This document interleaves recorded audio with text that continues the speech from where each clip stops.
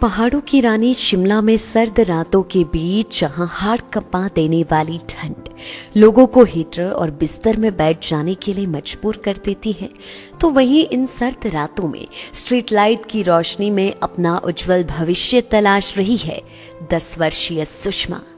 ना ठंड की परवाह, ना गरीबी की अड़चन, बस एक ही चाह कि हाथ में मजबूती से पकड़ी किताबें आने वाला भविष्य उज्जवल कर दी।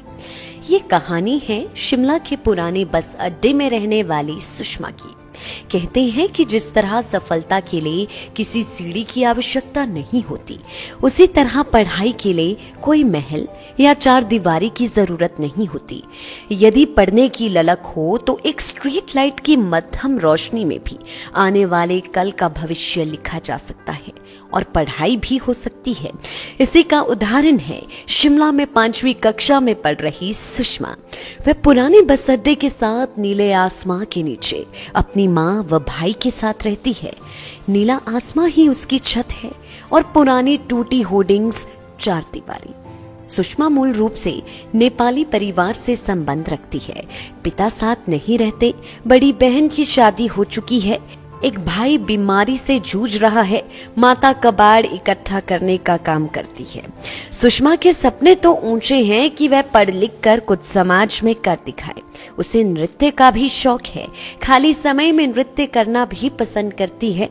सुबह 9 बजे स्कूल को जाती है तथा शाम को 4 बजे वह स्कूल से वापस लौटती है। दोपहर का खाना तो स्कूल में मिल जाता है, वहीं रात के खाने का इंतजाम गुरु के लंगर यानी गुरुद्वारा साहिब में हो जाता है।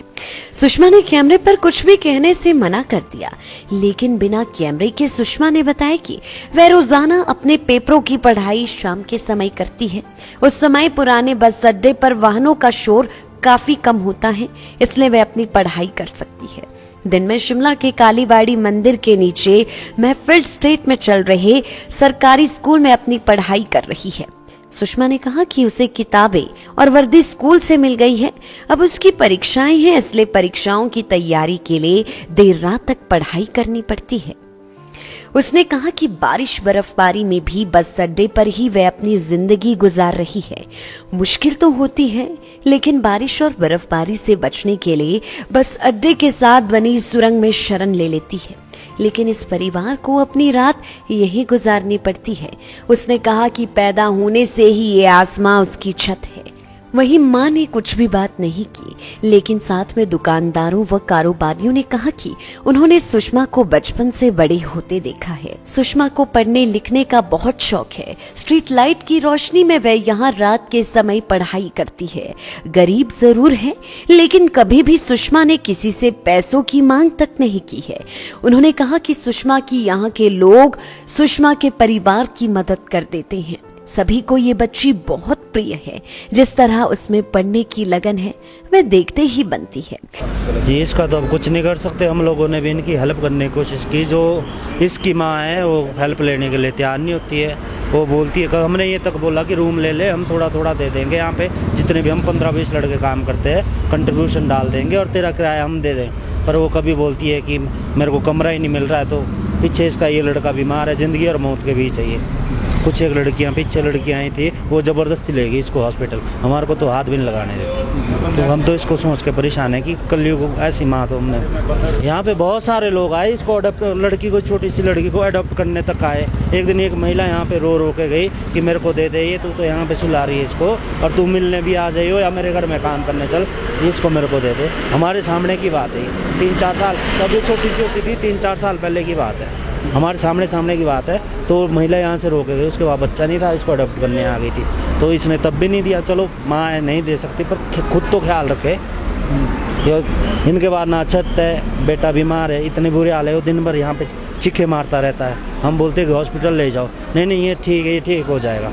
अभी तो मौसम आ गया, आपको पता है सर्दी आ रही है, सर्दियों में इसकी हालत बद से बदतर हो जाएगी, यहीं मर जाएगा। पर इस लेडीज़ को ये जितना हमने तो इससे गाड़ी यहाँ पे सुनी, हम तो बोलते हैं ना, मुंह पे बोलते हैं इसके कि हम देते तेरे को पैसा, इसको हॉस्पिटल ले जाते, हम यहीं रहते हैं, यहीं हमारा काम है। तो हम, सुषमा हमारे सामने पैदा हुई और तब से हम इसको देख रहे हैं कि ये बड़ी भी हो गई। हमने पहले इसकी एक लड़की पहले बर्बाद हो चुकी है यहाँ पे। ये हमारे आंखों के सामने फिर बोलते हैं, फिर हमारे को भी गालियाँ मारती है। तो प्रशासन से ये है तो इनको घर दे दे। और 2-3 बारी तो यहाँ से अनाथालय भी ले गए, इसलिए फिर ये वापस आ जाते। फिर हम लोग तो क्या बोल सकते, जितना हमने वो अभी लड़का बीमार हुआ था, हम कंट्रीब्यूशन कर रहे थे, इसकी माँ हॉस्पिटल में ही एडमिट था और दूसरे दिन वापस यहाँ पे लेके सुला दिया इसको। क्या कर सकते, अब किसी की ज़िंदगी में इतना भी नहीं बोल सकते। हमने इसकी माँ को जितनी भी हेल्प करने की कोशिश की, सब लोग यहाँ पे जितने भी दुकानदार है सब इस लड़की को जानते हैं, किसी के आगे हाथ नहीं फैलाती कि हमारे को कुछ दो। पर पढ़ने में भी अच्छी है, इसकी ज़िंदगी बर्बाद हो जाएगी। अगर प्रशासन कुछ कर सकता है तो ऐसे परिवार के लिए करे और इसकी माँ से पूछताछ करे कि इसको प्रॉब्लम क्या है, जो कि ये कहीं यहाँ से शिफ्ट नहीं होती, अनाथालय में नहीं रहती। अपने बच्चों के लिए तो माँ बहुत कुछ कर जाती है, ये तो हमारे समझ से परे माँ। बिल्कुल, आपने सही कहा कि अब एक माँ अपने बच्चों के लिए कुछ भी, ये मजबूरी अपनी माँ की वजह से है, क्योंकि इसकी माँ नहीं चाहती कि ये कहीं आगे निकल जाए।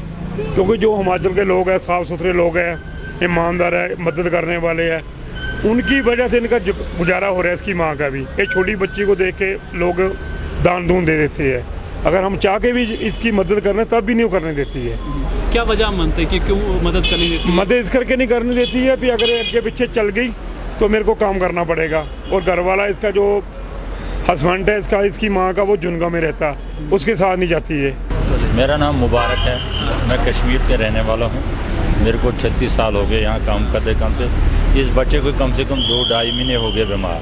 बहुत बार हमने इसको मदद किया, हमने इसको बोला हम पैसे भी देंगे, आप कहीं कमरा ले लो, ये नहीं ले जाते। कई बार उनको पुलिस वालों ने दिलाया कमरा, इसका हस्बैंड भी है यहाँ, वो उसको नहीं मानता है। इसको 2 बार हम रिफंड लेके गया और यहाँ पे IGMC भी लेके गया एम्बुलेंस में फ़ोन करा के। और यहाँ के 2-3 लड़के, एक दिन शाम को आया, वो यहाँ पढ़ते थे सेंट मिड कॉलेज में, उनके साथ हम गए थे। 2 घंटे यहाँ पे बैठे जब तक उनका एम्बुलेंस लेके आया, उसको वहाँ भेजा। 1 नाइट वहाँ रुका, सवेरे 11 बजे वापस आ गया। हमारे को मिला था यहाँ, हमने बोला यार ये मर जाएगा। इसने उस वक्त यहाँ पे ठंडे पानी से इसको नहलाया, इतना ठंड में, उस दिन बारिश भी पड़ा था, ठंडे पानी में नहा रहा है। हमने बोला ये मर जाएगा ऐसा ही। सारे लोग यहाँ पे जितने भी हम बस स्टैंड में रहते हैं, हम सारे इसको मदद करते हैं। हम सबसे पहले इस बच्ची की हम बोल रहे थे इसकी लाइफ बन जाए। ये भी बेचारी पढ़ती हैं, इसको हर कोई 10 रुपये 5 रुपये देते काफ़ी के लिए। जब भी हमारे पास आते हम भी देते इसको। हम भी मजदूर है लेकिन हम भी इनको मदद करने के लिए तैयार है कि नहीं। बाकी तो लोग मदद करने के लिए आते हैं, फिर क्यों मजबूर है यहाँ पे बैठते या बच्चा क्यों? इनको आता है, इनका आदत है। आदत से क्या करें, अगर इंसान को बीमार होता है ना, बीमार दवाई से ठीक होता, जिसका मर्ज होता, जिसको आदत होता, वो कभी नहीं ठीक हो जाता। यहाँ के लोग बोलते हैं कि इसकी माँ जो नहीं जाने देती बच्चों को कहीं नहीं। हाँ, वो ये कहीं नहीं जाने देते। बहुत उनको काफ़ी टाइम से बेचारों का ये ऐसे ही रहते हैं, बहुत टाइम से। तो ये बच्चे जो है ये बहुत इंटेलिजेंस है, पढ़ा लिखा, पढ़ाई में बहुत नंबर 1 है।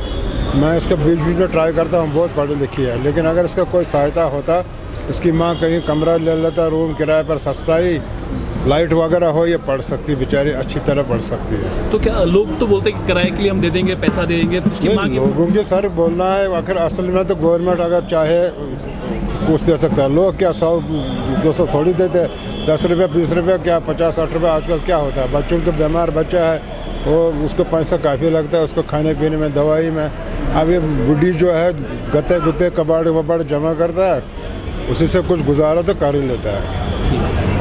इरादे सुषमा के भले ही बुलंद हो, परंतु इस प्रतिस्पर्धा भरे युग में उसके बुलंद इरादों को मंजिल तक पहुंचाने के लिए प्रशासन या कोई मदद के लिए हाथ आगे बढ़ाए तो स्ट्रीट लाइट की रोशनी में भविष्य तलाशते इरादे मंजिल तक पहुंच सकते हैं। लाइफ टाइम्स टीवी के लिए शिमला से विक्रांत बधन की रिपोर्ट।